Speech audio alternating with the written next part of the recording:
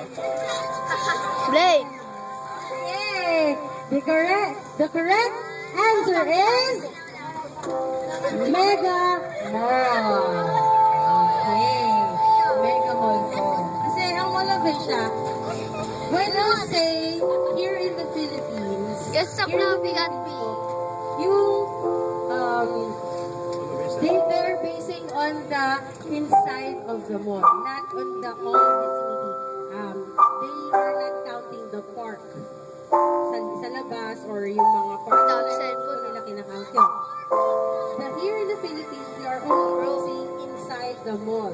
So, ang Mall of Asia, meron lang po siyang 324,284 square meters.